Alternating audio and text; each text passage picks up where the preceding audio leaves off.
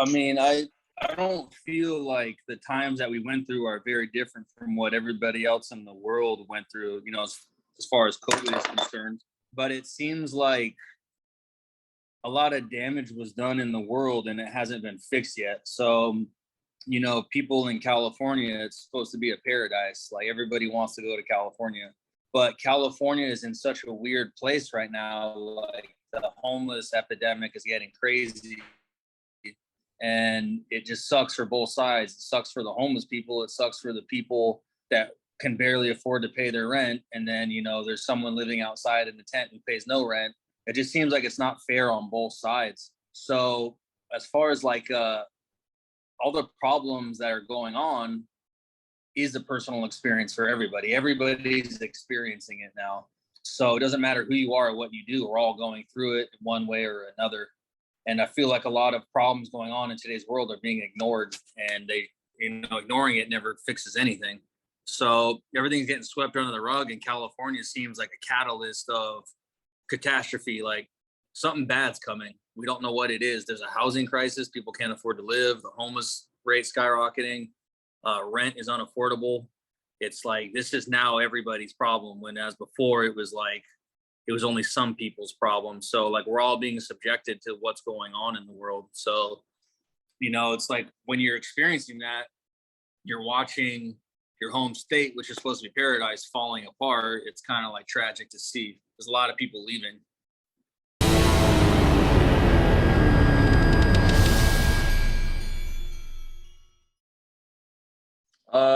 It was my idea. So a lot of this is the first time I've named an album personally, and like second time I came up with an album idea cover. But I just like, I don't know, I live in LA and I spend a lot of time there, and I was just like seeing all this shit going on every day. I was like, man, like everybody's ignoring what's going on.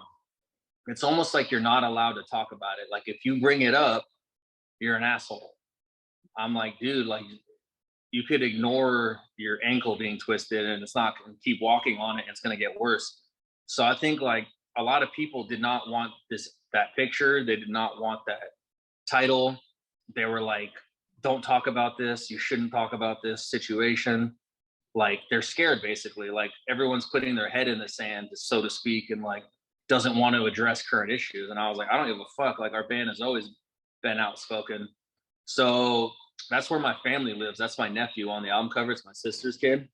So I was just like leaving their house one day and I just looked and I see that skyline all the time. As soon as you walk out their front door, that's what you see. And I was like, man, it would be so cool to get like a kid, which is my nephew, with the cardboard sign right here. As soon as you leave their house, there's just homeless people everywhere. It's not hard to like, they say like life imitates art or art imitates life. I'm just putting out there what I see. So people are thinking I'm being insensitive or wrong. I'm like, this is the shit I see every day. What's wrong with showing people what I see?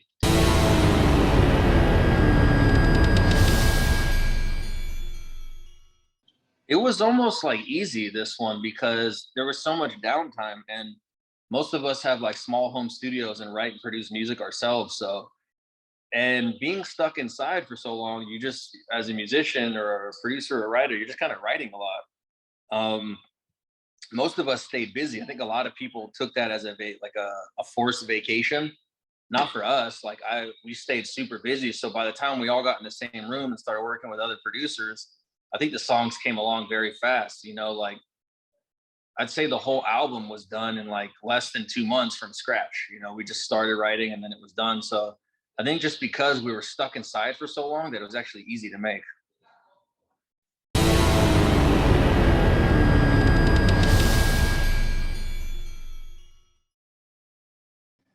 We all do listen to different kinds of music, but you know, I've been listening to a lot of Red Dirt, which is like a subgenre. I wouldn't even call it country. It's kind of like outlaw country music. Yeah. Red Dirt is more like what country used to be. They talk about cocaine and hookers and whiskey.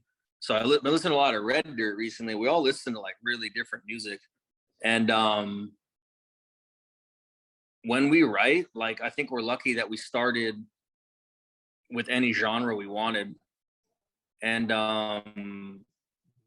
this band called The Word Alive. The singer's name is Telly. I was with him one night, and he's like, your band is kind of like a Spotify playlist. You know, he's like, it's like a good playlist. Like the genres change, and he's like, I think you guys got it right. Because a lot of times people don't want to sit there and listen to metal or hip hop for an hour straight. They want a playlist. He's like, your Hollywood Undead's like a good playlist. And he's like, you guys probably did it right before playlists really existed. And he's like, more bands probably should have done that, just wrote different genres of music. So when we write, it's like, I don't sit there and be like, I'm gonna write a metal song. I just sit there with my keyboard and start hitting shit. And I'm like, okay, this sounds like that's going in that direction. So it's pretty easy for us to write different shit, but people do lean towards certain things. Like Johnny Three Cheers likes more rock. You know, Charlie Sheen likes party songs. I like more heavy metal type songs. So it's kind of like we all lean in certain directions at least.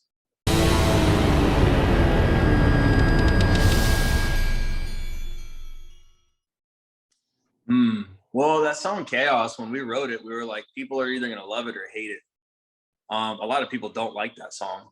They're like, it's abrasive on my ears. It's like too much. And we worked with a producer named Drew Folk, and he was like, let's make a song that like you either love or hate. He's like, no in between. Let's just push the limits here. So I feel like with that song, a lot of people heard it and were just like, ugh, like that doesn't sound like you guys. I don't like that. But like, I guess it's too heavy for them in that sense. And that's kind of what we were going for. There's a song called, I think it's called All Right, just like one word. That sounds like not even a country song. It just sounds like an old like Dave Matthews song or some shit. You know what I mean? I feel like when people hear that, they're gonna be like, "Whoa, this sounds nothing like Hollywood Undead." It's only singing. It's kind of like it's like a ballad. So I think that's gonna shock people in that sense. Not like, "Oh fuck, this is the heaviest song I ever heard," but like, "Whoa, I didn't expect that from this band." The guy who was mastering our record, he was just like, "This is one of the coolest songs I've ever heard. I can't believe it's you guys."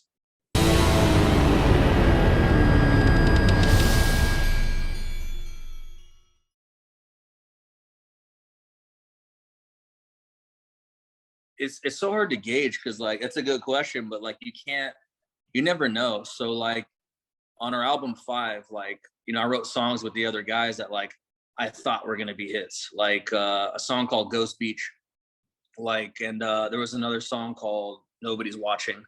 So those two songs, the label and the managers were like, these are hits. Like this Nobody's Watching song's probably be huge in Germany, and Ghost Beach is gonna be like a top 40 like pop radio song. And in my mind, because like it sounded similar to what was on those formats, I wasn't chasing that. I just was writing what I was writing at the time, and didn't happen for either of them. And you're like, whoa, that's fucking crazy. But you know, our biggest song that came out was like one of our first ones, a song Undead. I was like, there's no way this song's getting on the radio or going anywhere. It's like almost 5 minutes long. It's full of cuss words and saying stupid shit. Next thing you know, it's all over the radio. It's on TV. It's on the Super Bowl. It's on the video games. And I was like, what the fuck? I was like, how did that song get popular? I was like, that song was like a big middle finger to the mainstream. Fuck you to the industry. Fuck you to everyone. Like, we're not going to write a song that caters to you. And sure enough, everybody loved it and it catered directly to them. So I have no idea how that happened. I'm still confused by that shit.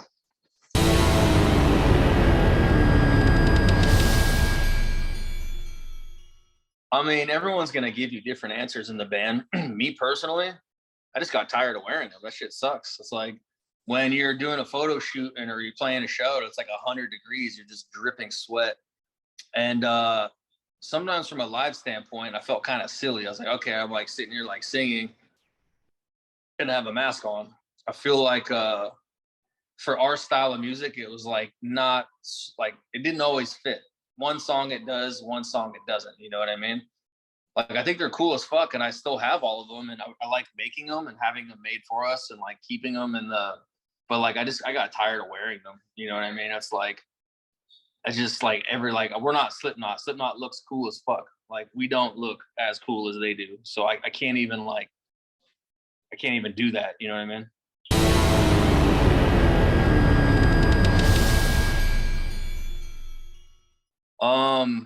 Shit, every time I'm there, man, it's like heaven to me. So everybody, I got asked this question like 3 times recently. like out of everywhere you've been in the world, like my dentist asked me this, out of everywhere you've been in the world, what's your favorite place? So I was like, Prague is by far my favorite city I've ever been to in the entire world. And people are like, not London or Paris. I'm like, no, like London and Paris are cool major cities, but like they're not much different from New York, you know, or LA. Like Prague is like it feels like you're like a gothic Disneyland. You know what I mean? Like you're drinking beer, there's like underground bunkers that have like live jazz music. There's so much to see. There's so much history and culture, and like the people are amazing. They drink more beer per capita than anybody in the world, like even Germany. It's just like everyone I know that's like, all right, I'll check it out. I'm going to Europe. I'll try and stop there. And they stop there, like hands down, you were right. Like Prague is the coolest city I've ever seen in my life. So like every time I go there, it's like I just have an amazing time. I usually get blackout drunk and don't remember much, so I don't really have many stories.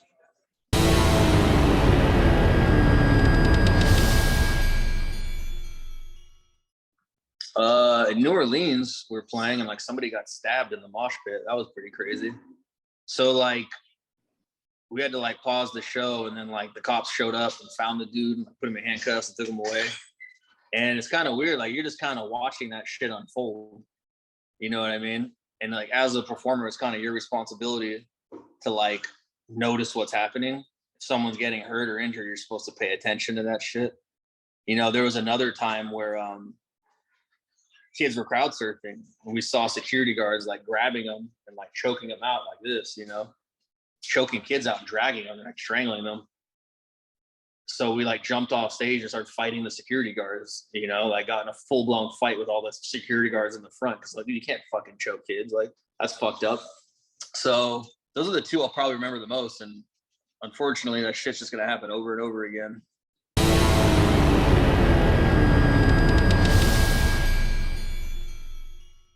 Yeah, my first one. I don't remember my first one. I remember one of my first ones. We started like 16, 15 years old. We played a lot of shows, backyard parties. We'd bring our shit. One of them we played, it was my friend's birthday party. It was on La Brea and Adams, which is like a really bad neighborhood, or it was at the time. I haven't been there recently. But it was like a party with like hundreds of people. And like we're like a punk band. And it was like not a punk crowd, you know? I like walked down the street to like meet a friend. I got a gun pulled on me by like the West Boulevard Crips. They showed up and they were beefing with like the A-Tray or something like that, Crips. And like we were not supposed to be there, but a lot of our friends were there. Like, yeah, come play this show. And like I just had like I think 3 guns pulled on me that night. And I was just like, people were getting mad at the music that we were playing because they like were not feeling it. They wanted like hip hop and shit. And like I always remember that shit. It was pretty fun. It was a good experience. And I thought all our shit was going to get stolen, all our gear at the end of the night, but it didn't.